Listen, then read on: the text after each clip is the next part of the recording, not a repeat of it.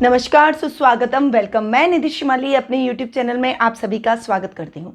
कैसे हैं आप सब? लॉकडाउन की स्थिति चल रही है और आप सब अपने घरों में बंद होकर बैठ गए हैं। अब घर में बैठकर हम क्या करें? तो कुछ वास्तु से रिलेटेड कुछ टिप्स आज मैं आपको देती हूँ, जो कि आपके बच्चे की पढ़ाई के लिए बहुत इंपॉर्टेंट है। देखिए, जीवन में शिक्षा का अपना एक विशेष महत्व है और बहुत पुराने टाइम से जब हमारे ऋषि मुनि हुआ करते थे, तब भी हमारे यहाँ शिक्षा का बहुत अधिक महत्व और प्रचलन था। शिक्षा के बिना व्यक्ति अधूरा है, उसका ज्ञान अधूरा है और विद्यार्थी के लिए कक्ष बहुत मायने रखता है। अध्ययन कक्ष ऐसा होना चाहिए जिससे उसको सकारात्मक ऊर्जा मिले, नेगेटिव एनर्जी खत्म हो और उसका पढ़ाई में मन लगे। आजकल जैसा कि मैं सुनती हूँ, चारों तरफ ये देखने में आता है कि कई विद्यार्थियों ने सुसाइड कर लिए, पढ़ाई बीच में छोड़ दी, पढ़ाई में मन नहीं लगना, बार बार फेल हो जाना, याददाश्त कमज़ोर होना, दूसरे गैजेट्स की तरफ अधिक ध्यान देना परंतु पढ़ाई में कम रहना। तो ऐसी कुछ समस्याएं मैं आम जिंदगी में लोगों के साथ में देख रही हूँ और हर घर में हर माता पिता की यही समस्या है कि उसके बच्चे पढ़ते नहीं हैं या बहुत इंटेलिजेंट है, पढ़ाई में मन नहीं लगता, ज़्यादा देर कर टिक के और बैठता नहीं है स्टडी टेबल पे। तो आज मैं आपको बताऊंगी कि आप अपने बच्चे के अध्ययन कक्ष को वास्तु के हिसाब से कैसे सिस्टमैटिक ढंग से ऑर्गेनाइज कर सकते हैं ताकि आपके बच्चे का पढ़ाई में मन लगे। और जो सुसाइडल जैसी ये नकारात्मक ऊर्जा अध्ययन कक्ष से आती है, विद्यार्थी को एक डिप्रेशन जो आता है पढ़ाई के अंदर कि हम बहुत मेहनत कर रहे हैं, हमें रिजल्ट नहीं मिल रहा, फिर बच्चे पढ़ाई का रिजल्ट पॉजिटिव नहीं आया, उनके हिसाब से नहीं आया और वो डिप्रेशन में आके और सुसाइड कर रहे हैं। तो इन सभी समस्याओं पर प्रकाश डालते हुए मैंने सोचा है कि आपको आज वास्तु के हिसाब से ऑर्गेनाइज वे में अध्ययन कक्ष को कैसे सिस्टमैटिक कर सकते हैं। अब देखिए, जिनके बने हुए हैं उनको तो अपने अध्ययन कक्ष में ही कुछ अमेंडमेंट करना पड़ेगा और जो कोई नया घर बना रहे हैं, अपने बच्चों का स्टडी रूम के लिए प्लानिंग कर रहे हैं, उनके लिए ये जानकारी बहुत ही सटीक हो सकती है और जिनका है उनके लिए भी बहुत ही महत्वपूर्ण और छोटे छोटे टिप्स आज मैं आपको बताने वाली हूँ जो आपके लिए बहुत ही कारगर सिद्ध होंगे। चलिए, सबसे पहले बात करते हैं अध्ययन कक्ष की। देखिए, बच्चे का अपने घर के अंदर अध्ययन कक्ष की बहुत इंपॉर्टेंस होती है और अध्ययन कक्ष ऐसी जगह होना चाहिए जहाँ पर मेहमानों का आवागमन, शोरगुल ना हो, सब बैठ रहे हैं, हंसी मजाक कर रहे हैं और उसका ध्यान डिस्ट्रैक्ट हो, ऐसी जगह नहीं होना चाहिए। यानी अध्ययन कक्ष कहाँ हो? अध्ययन कक्ष व्यक्ति का, बच्चे का जो आप अपने घर में बना रहे हैं या आपके घर में ऑलरेडी है, अगर रूम ज़्यादा है तो आप रूम को चेंज कर सकते हैं। तो अध्ययन कक्ष को हमेशा उत्तर पूर्व दिशा में होना चाहिए और बिल्कुल घर के बीच वाले भाग में जहां मेहमानों का आवागमन हो, शोरगुल हो, सब आते जाते हो, ऐसी जगह नहीं होना चाहिए। सेपरेट कोने में अध्ययन कक्ष होना चाहिए। देखिए, अध्ययन कक्ष की तो बात हो गई कि उत्तर पूर्व दिशा में अध्ययन कक्ष हो, परंतु उसका दरवाजा भी बहुत इंपॉर्टेंट रहता है जिससे हम में सकारात्मक ऊर्जा आती है, पढ़ाई में मन लगता है। उस अध्ययन कक्ष में बच्चा टिकना चाहता है, उसमें पढ़ना चाहता है। तो दरवाजा अध्ययन कक्ष का उत्तर पूर्व दिशा में होना चाहिए। दक्षिण पश्चिम, दक्षिण पूर्व और उत्तर पश्चिम दिशा में दरवाजा बिल्कुल नहीं होना चाहिए। इससे कंफ्यूजन और एक भ्रम की स्थिति पैदा होती है, यानी वो थोड़ा सा याद करता है और उसे लगता है मैंने बहुत याद कर लिया, ऐसी स्थिति पैदा होती है। ये जो मैं वास्तु ज्ञान दे रही हूँ बहुत ही सटीक ज्ञान है और बिलीव कीजिए कि इससे बहुत सारे बच्चों को फायदा हुआ है। आप भी यदि चाहते हैं कि आपके बच्चों को फायदा हो तो इस वीडियो को ध्यानपूर्वक एंड तक सुनिएगा। बहुत ही अच्छी अच्छी बातें अब मैं आपको बताने जा रही हूँ।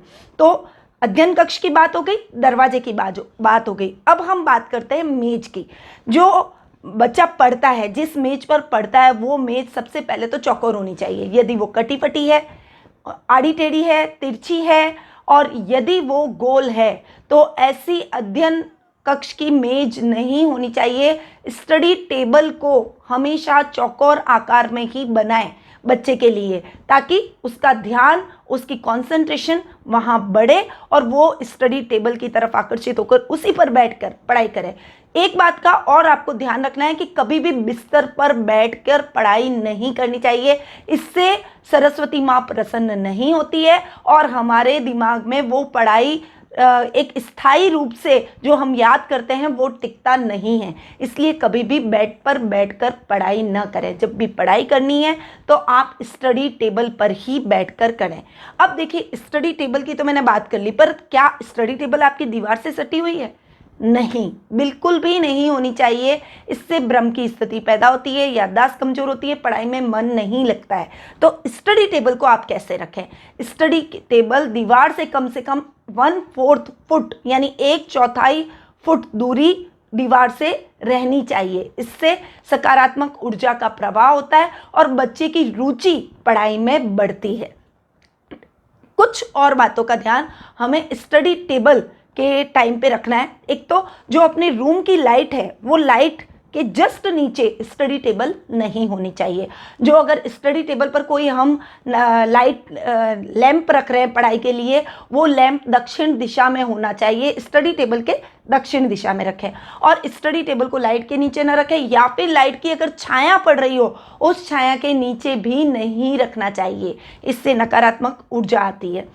साथ ही स्टडी टेबल बहुत व्यवस्थित होनी चाहिए। जो आपको पढ़ना है केवल वही स्टडी टेबल के ऊपर हो। उसके अलावा कोई भी अनर्गल सामान या कोई भी ऐसी किताब जो हमें नहीं पढ़नी है वो नहीं होनी चाहिए। स्टडी टेबल बहुत ऑर्गेनाइज वे में आपको रखनी है, बहुत सिस्टमेटिक साफ सफाई के साथ, क्योंकि जहाँ हम पढ़ते हैं वहाँ हम अगर वो जगह साफ नहीं होगी जिस पर अब हम बुक रख रहे हैं, बुक को हम माँ सरस्वती का रूप मानते हैं, तो जो हम किताब रख रहे हैं वो चारों तरफ फैली हुई किताबों के बीच में यदि वो रखते हैं तो उस पर हमारा कंसंट्रेशन कम रहता है, क्योंकि हमारा ध्यान भंग होता रहता है। कभी हम उस किताब की तरफ देखेंगे, कभी हम किसी और कॉपी की तरफ देखेंगे, कभी जो टेबल पर पेंसिल बिखरे हुए हैं उसकी तरफ देखेंगे। इससे हमारी कंसंट्रेशन वीक होगी। इसीलिए जब भी स्टडी टेबल पर बैठे, आपकी स्टडी टेबल पर जो आप पढ़ना चाहते हैं वही बुक हो, स्टडी टेबल बहुत ऑर्गेनाइज वे में हो। देखिए, अब स्टडी टेबल यदि आपको अपना लक्ष्य प्राप्त करना है, आपको यदि शांति और एकाग्रता अपने जीवन में लानी है, पढ़ाई करते समय हमारा मन शांत होना बहुत जरूरी है। क्योंकि देखिए, कई बार आपने देखा होगा कि आपको लगता है आपका बच्चा पढ़ रहा है, इतने घंटों सिटिंग कर रहा है, परंतु उसका रिजल्ट उतना नहीं आता। तब आप सोचते हैं कि पढ़ तो इतना रहा था, इसके रिजल्ट क्यों नहीं आया? इसका कारण है मन में अशांति, अस्थिरता। मतलब आप किताब लेकर आपका बच्चा बैठा है, पर किताब में ध्यान है पर दिमाग कहीं और चल रहा है, उसका कुछ और सोच रहा है, उसके ध्यान में कमी है। जो कंसंट्रेशन उसका किताब में होना चाहिए वो नहीं होकर वो ये सोच रहा है शाम को मुझे कहाँ खेलने जाना है, मेरे को किसके साथ में फ़ोन करना है, अरे यार वो होमवर्क तो मैंने रह ही गया, वो मेरे को रात को करना है, अच्छा म्यूज़िक क्लास भी जाना है मुझे। मतलब उसके दिमाग में कुछ न कुछ चलता रहता है, परंतु उसका ध्यान किताब में नहीं होता। वो बैठा रहता है वहाँ पर वो किताब के अंदर है ही नहीं। जब उसका ध्यान ही अगर किताब में नहीं है तो उसे याद कैसे होगा? इसीलिए ध्यान रखें कि जब याददाश्त बढ़ानी है और शांति और एकाग्रता बढ़ानी है तो हमेशा स्टडी कक्ष के अंदर उत्तर पूर्व दिशा में, ये आप ध्यान रखिएगा, मैं आपको फिर से रिपीट कर रही हूँ, उत्तर पूर्व दिशा में आपको माँ सरस्वती या फिर गणेश जी की मूर्ति स्थापित करनी है। गणेश जी या माँ सरस्वती की पंचधातु की भी हो सकती है, परत की भी हो सकती है, जैसी आपकी सामर्थ्य हो वैसी मूर्ति। और गणेश जी की अगर हरे कलर की मूर्ति हो, मरगज गणेश हो तो बहुत ही बढ़िया, उससे कंसंट्रेशन और बढ़ेगा। उस टाइप की मूर्ति को आप उत्तर पूर्व दिशा में स्थापित कर दें। और जब आपका बच्चा पढ़ने के लिए बैठे तो उसे एक नियम पालन करने के लिए बोलें कि जब वो पढ़ाई स्टार्ट करता है उससे पहले वो माँ सरस्वती और गणेश जी को हाथ जरूर जोड़े, उनको वंदन जरूर करे, उसके बाद में वो पढ़ने बैठे। नेक्स्ट, स्टडी टेबल पर आप कपड़ा किस कलर का बिछाएं? देखिए, माँ सरस्वती का सफेद कलर होता है। माँ सरस्वती श्वेत वर्ण धारण किए हुए होती है। श्वेत वर्ण एकाग्रता को बढ़ाता है, शांति का प्रतीक माना जाता है, मन में स्थिरता लाता है। तो सफेद कलर के कपड़े को यदि आप मेज पर कोई कपड़ा बिछाते हैं तो आपको स्टडी टेबल के ऊपर सफेद रंग के कपड़े को यूज करना है। अब याददाश्त शक्ति और निर्णय शक्ति बढ़ाने के लिए दक्षिण में आपको मेज रखनी है। अगर आप अपनी कंसंट्रेशन पावर और अपनी मेमोरी को बहुत तेज करना चाहते हैं तो दक्षिण दिशा की तरफ आप स्टडी टेबल रखिए और उत्तर या पूर्व की तरफ आपका मुंह होना चाहिए, यानी आप स्टडी टेबल के सामने उत्तर पूर्व की तरफ बैठे और वो दक्षिण की तरफ हो। ऐसी कुछ व्यवस्था अगर आप अपने रूम में कर सकते हैं तो उसे जरूर कीजिएगा। ट्यूशन आजकल आम बात हो गई है, हर बच्चा ट्यूशन करता है। घर पर होम ट्यूटर आते हैं पढ़ाने के लिए और उसको पढ़ा के जाते हैं। तो ट्यूशन के दौरान यदि विद्यार्थी का मुंह पूर्व दिशा में होगा, यानी उसका मुंह पूर्व की तरफ हो और सामने टीचर का मुंह पश्चिम या उत्तर की तरफ हो, तो उस बच्चे की याददाश्त बहुत अच्छी होगी, उन दोनों के बीच में आपसी तालमेल बहुत अच्छी होगी।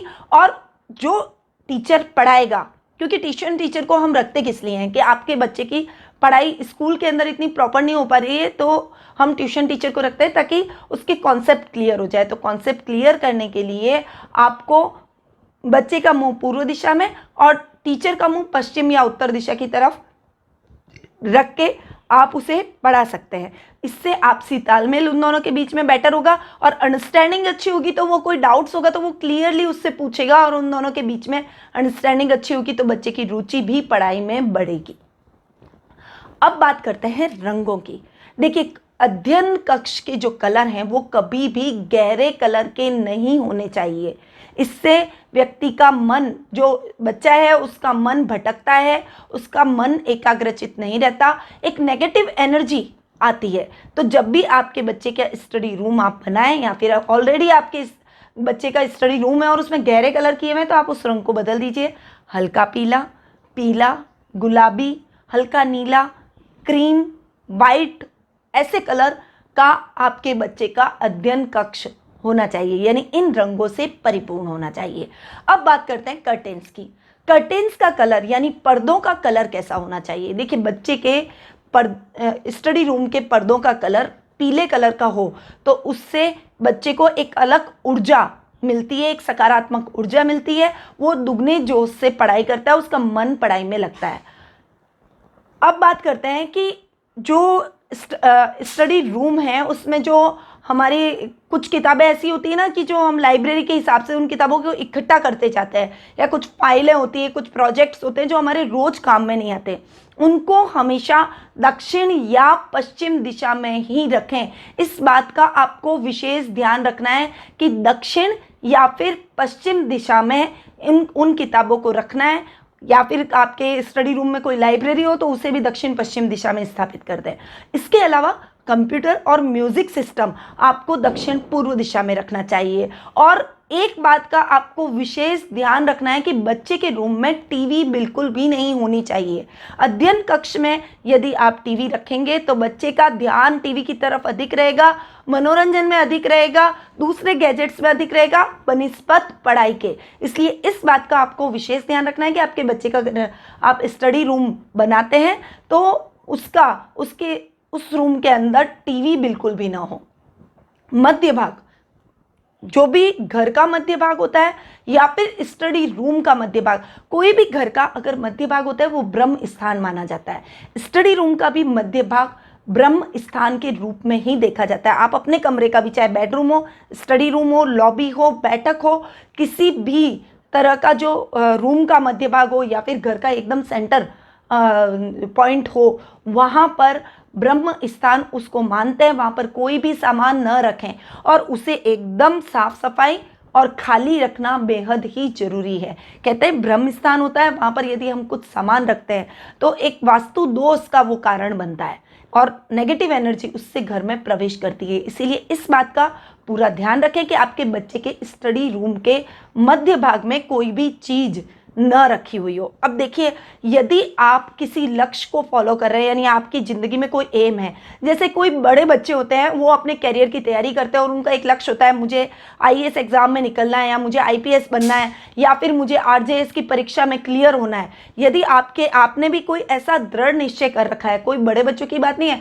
कोई 10th बोर्ड में चाह रहा है मैं 10 CGPA लेकर आऊँ, कोई सोच रहा है कि मैं 8 से ऊपर ले आऊँ तो मेरे लिए बहुत बढ़िया है। अगर आपने ऐसा कुछ लक्ष्य निर्धारित किया है, ऐसा कोई एम आपका है, तो आपको अपने स्टडी रूम में एक बगले का चित्र जरूर लगाना चाहिए। इससे आपके ध्यान मुद्रा में वृद्धि होगी, आपको अपने लक्ष्य को पाने में बहुत बड़ी हेल्प मिलेगी। देखिए, ये बहुत छोटी छोटी चीज़ें हैं और आपको इन चीज़ों को जरूर अपनाना चाहिए अपने स्टडी रूम में। लक्ष्य प्राप्ति के लिए आपको एकलव्य और अर्जुन के चित्रों का भी आप उपयोग कर सकते हैं। यदि आपका ध्यान भटकता है, आप अपने लक्ष्य को प्राप्त करना चाहते हैं, तो एकलव्य या अर्जुन के चित्र को भी लगा सकते हैं। देखिए, दरवाजे के सामने कभी भी पीठ करके नहीं बैठना चाहिए या दरवाजे के एकदम सामने कभी भी ना बैठे। इस बात का भी आपको विशेष ध्यान रखना है। कोई भी आपके जो स्टडी टेबल का रूम है उसमें ऊपर अगर कोई बीम लगा हुआ हो तो उस बीम के जस्ट नीचे आपको नहीं बैठना है। उस बीम के नीचे यदि आप बैठकर पढ़ाई करेंगे तो आपका पढ़ाई में बिल्कुल भी मन नहीं लगेगा। वो एक नेगेटिव एनर्जी को इंट्रोड्यूस करता है, हमारे रूम में भेजता है। इसीलिए बीम के जस्ट नीचे बैठकर बिल्कुल भी पढ़ाई ना करें। अब आपको मैं बता दूं कि यदि आपके स्टडी रूम के अंदर आपका बेड भी लगा हुआ है, क्योंकि जनरली स्टडी रूम हम अलग से तो नहीं बनाते। कई बार ऐसा होता है कि हम स्टडी रूम में ही, वो बच्चे का रूम भी होता है, स्टडी रूम भी होता है और रहने का रूम भी होता है। तो जो बिस्तर है उसमें आप जब सोएं तो आपका सर पूर्व दिशा की तरफ रहना चाहिए। इससे पॉजिटिविटी आपके अंदर आती है और वो रूम आपके लिए बहुत ही अच्छा पॉजिटिव एनर्जी को स्टोर करके आपके अंदर डालता है। सकारात्मक ऊर्जा आपके अंदर आती है, उस रूम से आपको एक अलग अटैचमेंट और लगाव हो जाता है। तो यदि आप सो रहे हैं तो आपका सर पूर्व दिशा की तरफ होना चाहिए। और एक बात देखिए, अगर आप सो रहे हैं तो आपका जो बेड है, जहां आपका सर है, उसके जस्ट ऊपर आपको उगते हुए सूर्य की फोटो जरूर लगानी चाहिए। ये लगाने से आपके अंदर एक बहुत ही अच्छा तेज और बहुत ही पॉजिटिव तेज एनर्जी उत्पन्न होती है। आपका ध्यान पढ़ाई में लगता है और आपको उत्तम परिणामों की प्राप्ति होती है, यानी बेस्ट रिजल्ट आपको मिलता है। एक लास्ट उपाय आपको बताऊंगी। इतने सारे मैंने आपको उपाय बताए, जो भी आप अमेंडमेंट करना चाहें, जो छोटे छोटे हो सकते हैं, आपके घर में हो सकते हैं, यही अमेंडमेंट मैंने आपको बताया है। एक लास्ट उपाय आपको और बताऊंगी कि आपका जो बेड है उसके जस्ट सामने हरियाली से रिलेटेड कोई सिनेरियो या कोई हरी वस्तु, हरियाली से रिलेटेड कोई पॉट रख दिया आपने, कोई आर्टिफिशियल प्लांट का ही पॉट रख दिया, या फिर कोई सिनेरियो आपने हरियाली से रिलेटेड, जहाँ हरियाली है, लॉन है, पेड़ पौधे हैं, ऐसा कोई सिनेरियो लाके रख दिया। ऐसा सिनेरियो आपके लिए बहुत ही उत्तम रहता है, बहुत पॉजिटिविटी लाता है बच्चे के अंदर। तो इन बातों को आपको जरूर अपनाना है। देखिए, मैंने आपको बहुत ही शॉर्ट वे में बहुत अच्छे टिप्स आज के दिन दिए हैं। आप अभी लॉकडाउन हुए हुए बैठे हैं तो आप इन चीज़ों पर गौर करें, इन बातों पर गौर करें और अपने बच्चे के स्टडी रूम को थोड़ा सा अमेंडमेंट करके, थोड़ा सा चेंज करके आप बहुत कुछ उसके अंदर पॉजिटिविटी ला सकते हैं, उसका रिजल्ट इंप्रूव कर सकते हैं, उसकी याददाश्त को बढ़ा सकते हैं, उसकी एकाग्रता को बढ़ा सकते हैं और जो आपको हर समय शिकायत अपने बच्चों से रहती है वो शिकायत भी दूर हो सकती है। तो इन उपायों को आप जरूर अपनाएं, अपने घर में, अपने बच्चों के रूम में इस पॉजिटिविटी को जरूर लाएं, छोटे छोटे चेंजेस जरूर करें ताकि उनमें सकारात्मकता का संचार हो और वो आने वाले टाइम में आपको बहुत बेस्ट रिजल्ट देकर अपने भविष्य को सही तरीके से सकारात्मक दिशा में बढ़ाए। तो मेरा यही प्रयास था कि आपको ये सटीक और अच्छी जानकारी प्रदान करूं। आपको मेरे द्वारा दी गई ये जानकारी अच्छी लगी हो तो कमेंट बॉक्स के माध्यम से कमेंट जरूर करें और हमारे वीडियो अगर आपको पसंद आ रहे हैं तो प्लीज़ इन वीडियोस को शेयर करना ना भूलें ताकि दूसरों को भी इसका लाभ प्राप्त हो सके। अब मैं अपनी वाणी को यहीं विराम देती हूँ। स्वस्थ रहिए, व्यस्त रहिए, मस्त रहिए और मुस्कुराते रहिए और घरों में लॉकडाउन होकर रहिए। ये आपके लिए बेहद जरूरी है। नमस्कार।